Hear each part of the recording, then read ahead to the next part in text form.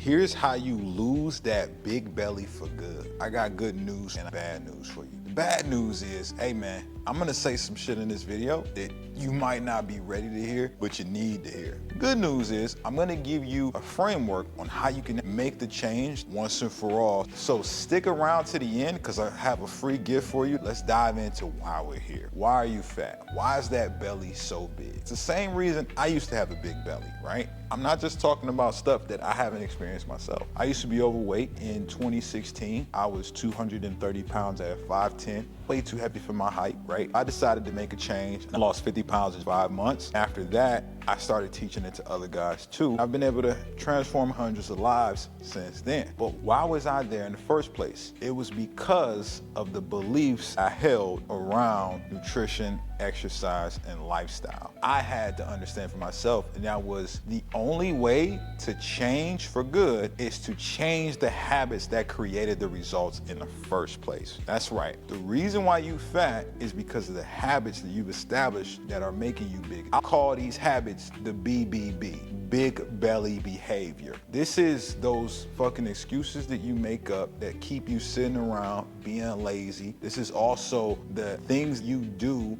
around nutrition and exercise that you don't even know that are keeping you where you're at, right? This is those voices in your head causing you to doubt yourself, knowing you need to make the change, but waiting for some magical moment. This is just big belly behavior. Until you change those things, you're never gonna see the change you wanna see. We gotta talk about what creates that line of thinking. What creates the big belly behavior? It's another B, ironically. It's beliefs shape our reality and actually build our perspective. The way we see the world is filtered through our beliefs, like the glasses I'm wearing. If I'm looking at you with glasses on, I see you in a certain way, but if I take the glasses off, my perspective changes. Even though the object hasn't, it's the same with our beliefs. If you believe you're justified in excuses, you'll keep making them. If you believe you don't have time, you'll never make time. But if you start to believe that this current life is unacceptable, then you will not accept it anymore. So we have to change beliefs first. I've seen this in a lot of scenarios, and I think the way to best depict it is just an everyday life scenario. I remember one time I was dating this girl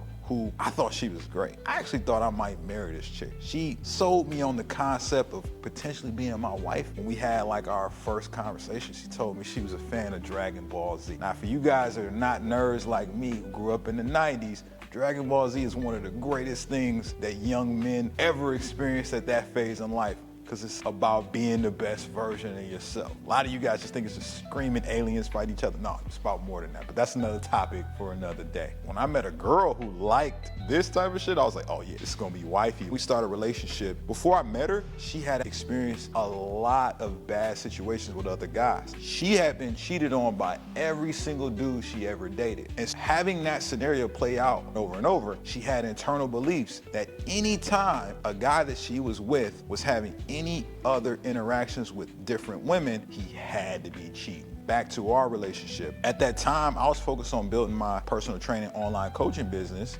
My life was centered around clients, making good content, and spending time with her when I did have time. So I literally didn't even have time to cheat because I was so focused on that grind of being better and helping others be better. But whenever she didn't hear from me for a few hours, whenever she saw me doing content with other female trainers, whenever she saw a female client sending me a text message or asking a question, her mind automatically went back to those beliefs that she had so deeply ingrained that dudes that I like are cheating. Even though it wasn't real, she believed it was real. And it became the downfall of our relationship. She saw me talking to a friend one day, a female friend, and I leave that female friend and I meet her in the car for a date, and she's, you don't know who the fuck you fucking with. And I'm like, what? And she's like, you got the wrong motherfucker. Just cussing me out. It became the downfall. But the moral of the story, guys, we see what we believe. But just because you believe something doesn't make it true. If you continue to believe it, it will become your truth. So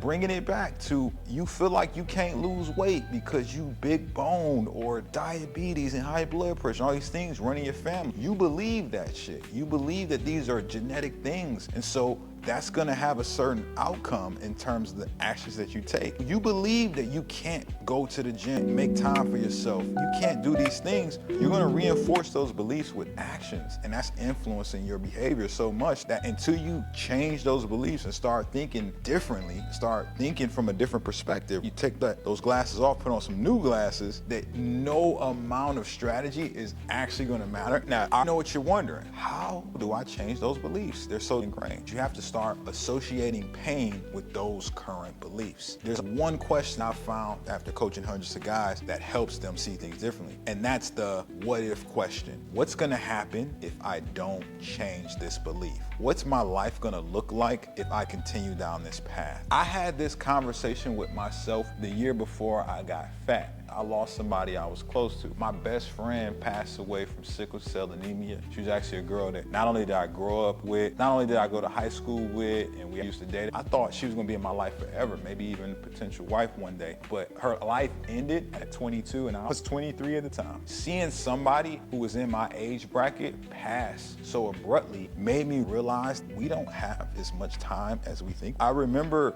being in the funeral, watching as they were like talking about her, and them talking about all the things that she had done, but not the things she wanted to do, the goals and dreams she had. The things her and I talked about, they didn't know because she never lived those dreams out. So those dreams died with her. I was having this out-of-body experience thinking, what if I died today? What would they say about me? What would my life mean? Those what ifs got me to the realization that I hadn't done anything significant. If I kept up that behavior and didn't get to see my later years, my 30s, my 40s, my 50s, then it'd be just a bunch of wasted potential. Seeing things from that perspective changed my beliefs around accepting mediocrity. I started with fitness. The next year, I got in the best shape of my life, but then that started to be the stepping stone to not only get my mindset right, but also get my money right and create abundance in every aspect of my life.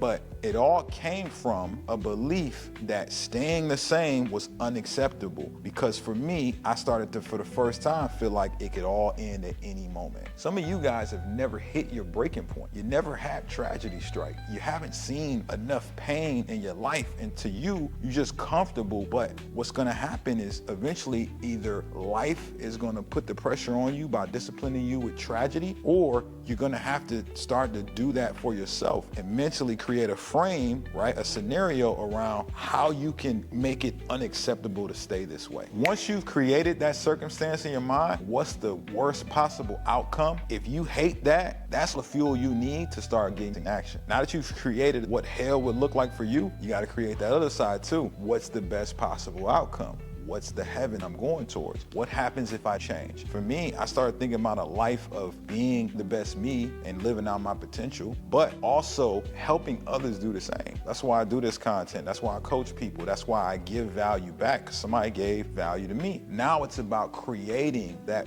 picture of what that life's gonna look like. You can set a target. You can set a goal date. You can do some of the tactics I utilized to lose my 50 pounds in 5 months. I remember the year that I did it, I had a date that I was gonna be fit by because there was an event I was going to. I had just been like 2 years out of college, gonna go back to my alma mater to go to this big concert that we had on campus. And I didn't wanna go back to that concert looking fat, right? Some of you guys got something that you wanna go to and you don't want people to see you that ain't seen you in a long time and be fat. That's cool, use it as fuel. Another thing that I did is I bought the clothes that I was gonna wear at the event before I could even fit them. And so I imagined myself being in these clothes every day, right? Even trying them on at certain points in my journey, in my 5-month journey, to condition my mind around, I'm gonna wear this shit and I'm gonna look good in this shit, right? Start creating that reality of you being in those shoes, of being that best version of you, so that it starts to become real to you and you start to believe you can do it. Start creating a circle of people who are already on that path.